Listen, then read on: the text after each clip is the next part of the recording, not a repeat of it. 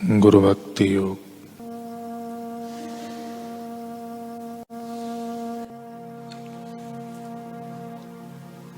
गुरु भक्ति और गुरु सेवा साधना रूपी नौका की दो पतवारें हैं, जो शिष्य को संसार सरिता के उस पार ले जाती हैं।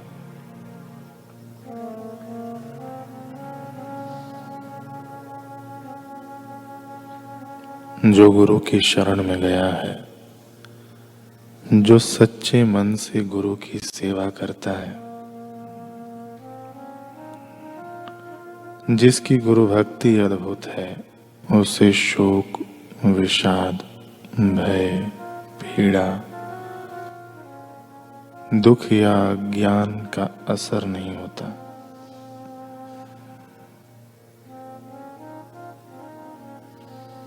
उसे तत्काल ईश्वर साक्षात्कार होता है।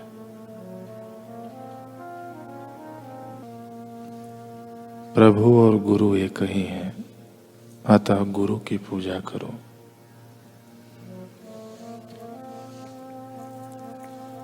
जिन्होंने जानने योग्य जाना है, जिन्होंने प्राप्त करने योग्य प्राप्त किया है, जो मार्ग दिखाने के लिए समर्थ हैं, ऐसे गुरु के चरण कमलों का आश्रय लेने वाले शिष्य को यूं मानना चाहिए कि मैं 3 गुना कृतार्थ हुआ हूं।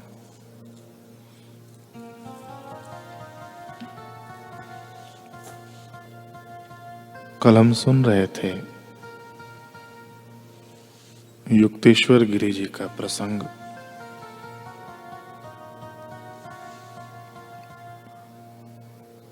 और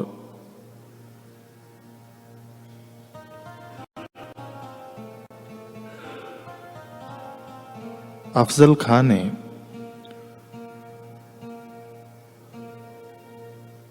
बाबू से कहा कि जा तेरे घर के पास की छोटी पुलिया पर तेरी चैन और घड़ी मिल जाएगी।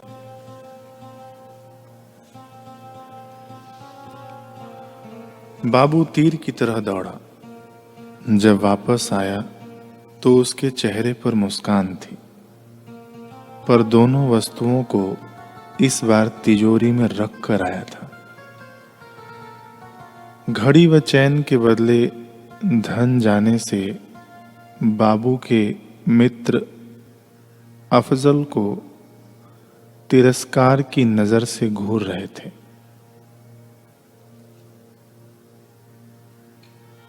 अफजल ने 500 रुपया जो लिया था उसके बदले।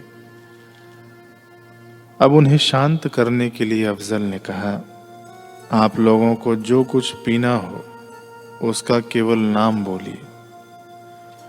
किसी ने कहा दूध चाहिए, किसी ने कहा फलों का रस चाहिए।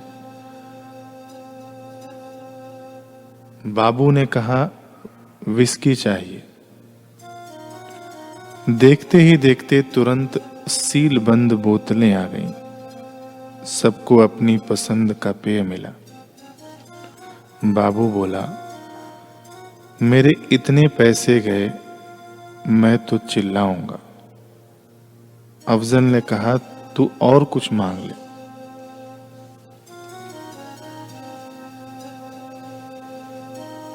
लेकिन चिल्लाना मत।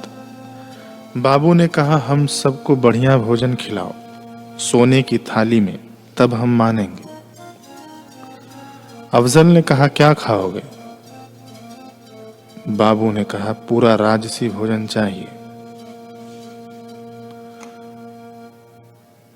देखते ही देखते थालियों की खनखनाहट की आवाज आई। सोने की थालियां बिछ गईं, व्यंजन परोसे गए। जो भी 20-22 लोग थे, सबने भोजन कर लिया। पेट भी भरा, स्वाद भी आया। परमहंस योगानंद के गुरु बताते हैं कि फिर सभी लोग आराम करने के लिए बाहर जाने लगे तो पीछे मुड़कर देखा कि थालियों की बड़े जोर की खनखनाहट हो रही है। मानो कोई उन्हें एकत्र कर रहा हो। देखते ही देखते वे अदृश्य हो गईं।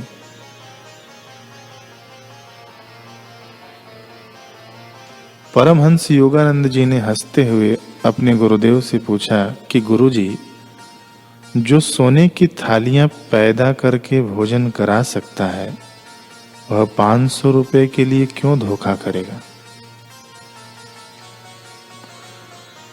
युक्तेश्वर गिरि जी ने कहा कि अफजल आध्यात्मिक दृष्टि से बहुत उन्नत नहीं था। उसे गंदी आदतें थी।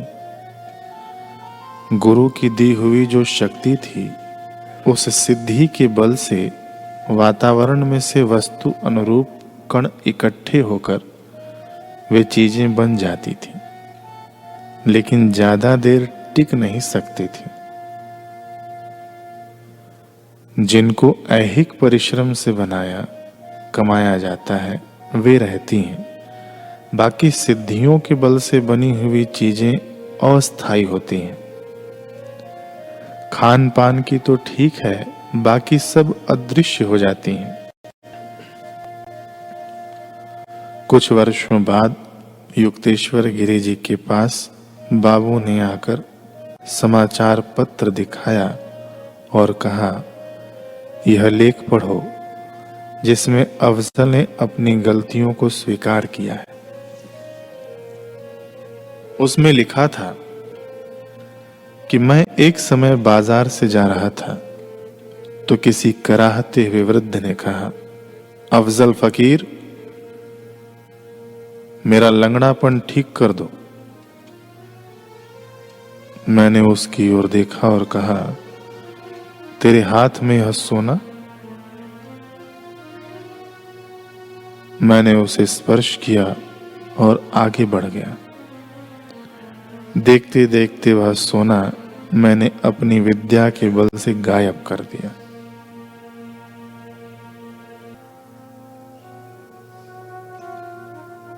उस वृद्ध ने कहा, सोना तो छीन लिया, मेरे पैर तो ठीक करो।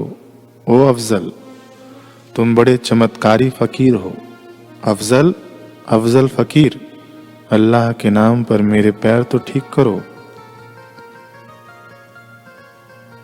अफजल कहता है कि मैंने सुना अनसुना कर दिया। जब मैंने उसकी ओर कोई ध्यान नहीं दिया, तब वह बुलंद आवाज में अधिकार पूर्वक कहने लगा, अफजल, क्या तूने मुझे नहीं पहचाना? यह तू क्या करता है? देखते देखते वह लंगड़ाता हुआ बूढ़ा जवान हो गया। मैं दंग रह गया कि जिस सन्यासी ने मुझे दीक्षा दी थी, जो 30 साल पहले मुझे मिले थे, लंगड़े के रूप में ये वही महापुरुष है। मेरे गुरु की आंखों से अंगारे बरस रहे थे। बोले, उन्होंने कहा कि मैं स्वयं अपनी आंखों से देख रहा हूं कि तुम अपनी शक्तियों का उपयोग दुखी पीड़ित मानव जाति की सहायता के लिए नहीं, बल्कि एक घटिया चोर की तरह उसे लूटने में करते हो। मैं तुम्हारी सारी शक्तियां वापस लेता हूं। गरीब गुरबों की सेवा के लिए दी हुई शक्तियों का दुरुपयोग कर रहा है। जा, मैं उन्हें लिए जाता हूं।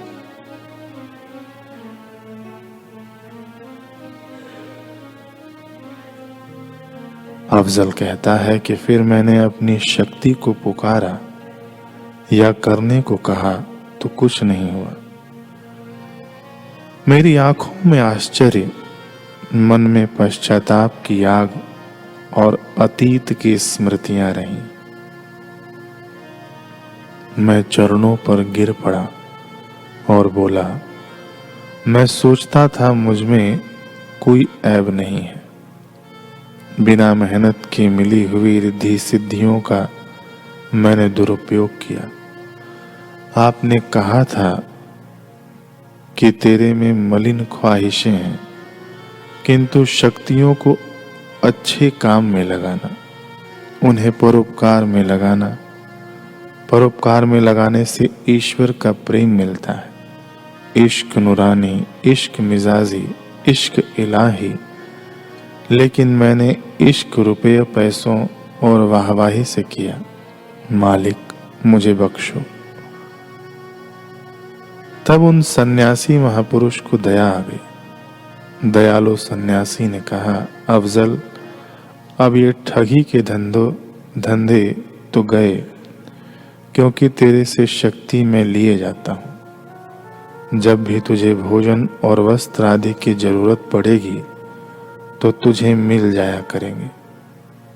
अब हिमालय के एकांतवास में रहकर भजन करो।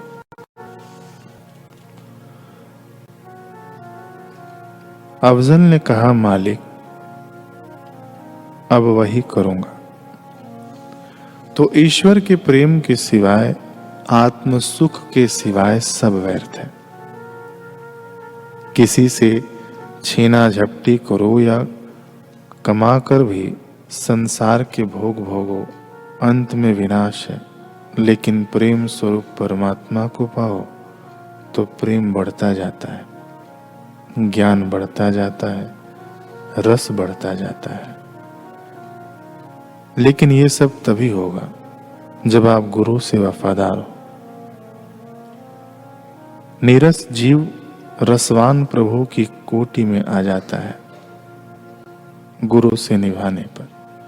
युक्तेश्वर गिरी का सत्संग सुनकर योगानंद जी भी बड़े समर्थ संत हो गए।